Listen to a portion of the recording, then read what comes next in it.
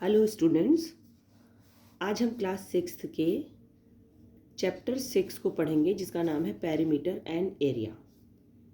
ये आता है हमारा ज्योमेट्री का पार्ट और ये बहुत बेसिक चैप्टर है जो आपके आगे की बड़ी क्लासेस में बहुत काम आएगा। तो हम सबसे पहले दो टर्म्स पढ़ रहे हैं, इनके बारे में एक बार रफली समझ लेते हैं, डिटेल में हम बाद में जाएंगे। ये देखिए, ये लिख रहा है पेरीमीटर, ये लिख रहा है एरिया। बहुत सिंपल सी चीज़ है, बहुत बच्चे इसमें गलती करते हैं। पेरीमीटर का मतलब और एरिया का मतलब एक ही समझ लेते हैं, जबकि बहुत सिंपल सी चीज़ है। ये है पेरीमीटर, किसी भी चीज़ की बाउंड्री, किसी भी चीज़ की बाउंड्री, चाहे वो कोई भी हमारा फिगर हो, कोई भी शेप हो। हालांकि ये एक सर्कल है और सर्कल का जो बॉर्डर होता है उसे हम पेरीमीटर नहीं कहते हैं, लेकिन अभी हम सिर्फ रफली समझने की कोशिश कर रहे हैं। पेरी का मतलब बॉर्डर, चाहे वो ये जो लाइंस हमने ड्रॉ करी हैं, ये जो शेप हमने ड्रॉ करी है, इसकी लेंथ यहाँ से शुरू होके यहाँ ख़त्म, तो ये पूरी लेंथ यहाँ से शुरू होके ये 3 लाइनें हमने ड्रॉ करी हैं, इन तीनों की लेंथ, इसकी लेंथ, ये स्क्वायर है, ये ट्रायंगल है, ये रेक्टेंगल है, ये सर्कल है। अगर हम चारों तरफ की बॉर्डर्स की बात कर रहे हैं तो हम पेरीमीटर की बात कर रहे हैं, ठीक है। इसके बाद हम एरिया पे आ जाते हैं। एरिया जो डिफाइन करता है वो, हम इस शेप की बात करें तो इसका बॉर्डर हम बात नहीं करेंगे, बॉर्डर की बात पेरीमीटर में होती है। एरिया की बात ये अंदर जितना भी पूरा कवर्ड एरिया, अंदर का जो एरिया है, बॉर्डर का नहीं, बॉर्डर के अंदर का, वो होता है एरिया। चाहे हम इसकी बात करें, यह है रेक्टेंगल, और रेक्टेंगल का जो बॉर्डर है उसे छोड़ दीजिए, ये अंदर का जो पूरा पार्ट है, ठीक है, इसे कहते हैं एरिया। इसी तरीके से हम एक ट्रायंगल ले रहे हैं, इस ट्रायंगल का जो बॉर्डर है, चारों 3 लाइन हमने बनाई है बॉर्डर ट्रायंगल में, इन बॉर्डर्स को छोड़ दीजिए और आप अंदर के शेडेड पार्ट की हम बात करेंगे तो वो हो जाएगा हमारा एरिया। जब भी आप एरिया और पेरीमीटर में कंफ्यूज हों तो आप इस ड्राइंग को ध्यान रख लीजिएगा। वैसे अब आपको कंफ्यूजन होगा नहीं, क्योंकि हम इतनी डिटेल में इसको पढ़ने वाले हैं कि आप कोशिश करके भी इसको भूल नहीं पाएंगे। इधर देखिए, इधर ये सिर्फ बॉर्डर्स मैंने बनाए हैं और इधर कवर्ड एरिया बनाया है, अंदर वाला पार्ट, बाहर वाला पार्ट, बाहर वाले बॉर्डर्स, अंदर वाला पार्ट, ठीक है। इसे हम समझेंगे एक एक करके। अब आ जाइए, नेक्स्ट हम पढ़ रहे हैं पेरीमीटर ऑफ अ रेक्टेंगल। आपको कैसे फाइंड आउट करना है पेरीमीटर ऑफ अ रेक्टेंगल। आप सभी को पता है रेक्टेंगल कैसा होता है, ऐसा, ऐसा, ऐसा और ऐसा। ये रेक्टेंगल है, ये हमने छोटी क्लास में ऑलरेडी पढ़ रखा है, तो शेप्स हमें ऑलरेडी मालूम है। रेक्टेंगल की एक ज़रूरी बात क्या होती है कि ये ऑपोजिट साइड्स होती हैं, ये लेफ्ट वाली साइड है, ये राइट वाली साइड है, और ये अपर साइड है और ये लोअर साइड है, ठीक है। रेक्टेंगल ऐसा भी हो सकता है और रेक्टेंगल ऐसा भी हो सकता है, ठीक है। तो रेक्टेंगल का आप डायरेक्शन चेंज कर सकते हैं, पर शेप हमारे माइंड में फिक्स हो जाती है कि रेक्टेंगल ऐसा ही होता है। रेक्टेंगल में ऑपोजिट साइड्स जो होती हैं वो इक्वल होती हैं, ये लेफ्ट वाली साइड, राइट वाली साइड, इनकी लेंथ इक्वल होती है, ठीक है। ये अपर साइड और ये लोअर साइड, इसकी भी लेंथ जो है वो इक्वल है, वो आपको दिख भी रही है। तो इसका पेरीमीटर कैसे फाइंड आउट करेंगे, इस लेंथ को, इस लेंथ को और इस लेंथ को और इस लेंथ को ऐड कर दीजिए। जैसे ये है 2 सेंटीमीटर, तो ये वाली कितनी हो जाएगी, दिस इज ऑल्सो 2 सेंटीमीटर, और ये वाली जो है, ये आप मान लीजिए ये है 5 सेंटीमीटर, तो ये वाली कितनी हो जाएगी, ये भी, क्योंकि इसके ऑपोजिट है और इसके इक्वली रहेगी, तो ये हो जाएगी 5 सेंटीमीटर।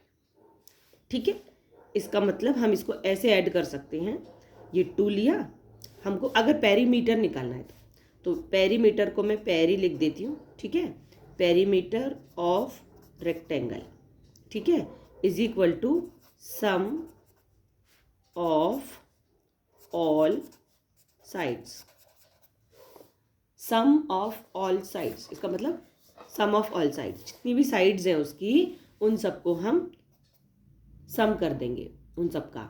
जैसे साइड्स, आपको पता है ये बॉर्डर जो बना है वो साइड्स से मिलकर बना है, तो इन साइड्स को हम ऐड कर देंगे। जैसे हमने 2 सेंटीमीटर लिया, ठीक है, ठीक है, दूसरा 5 सेंटीमीटर ले लिया, तीसरा ये वाला 2 सेंटीमीटर ले लिया, और ये वाला 5 सेंटीमीटर ले लिया।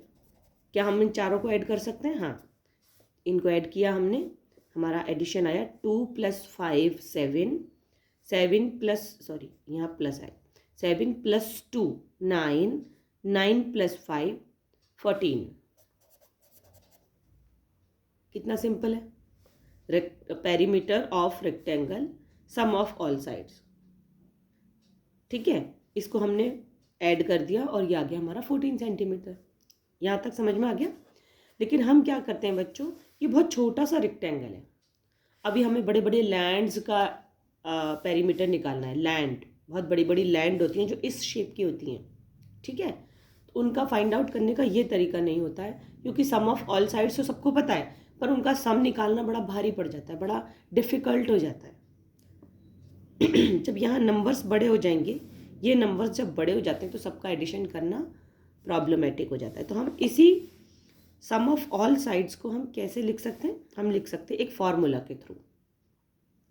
फार्मूला कैसा होता है, फार्मूला इसका होता है पेरीमीटर ऑफ रेक्टेंगल, ये रहा पेरीमीटर ऑफ रेक्टेंगल, ठीक है, पेरीमीटर ऑफ रेक्टेंगल का एक फार्मूला होता है जो कि होता है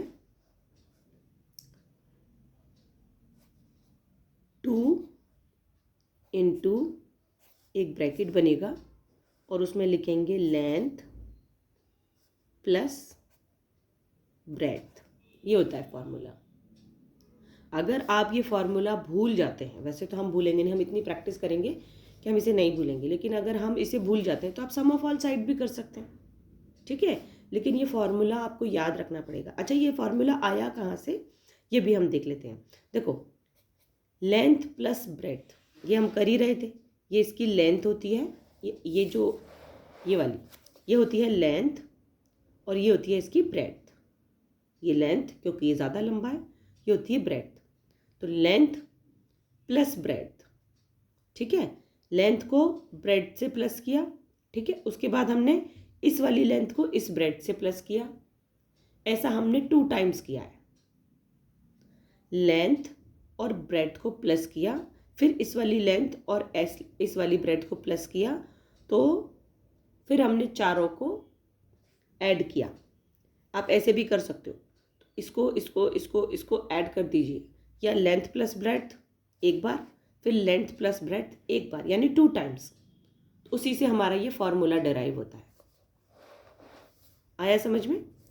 क्योंकि लेंथ प्लस ब्रेड्थ को हमने 2 टाइम्स किया है, हमने लेंथ और ब्रेड्थ को 2 टाइम्स ऐड किया है, इसीलिए हमने ये फॉर्मूला डिराइव हुआ है।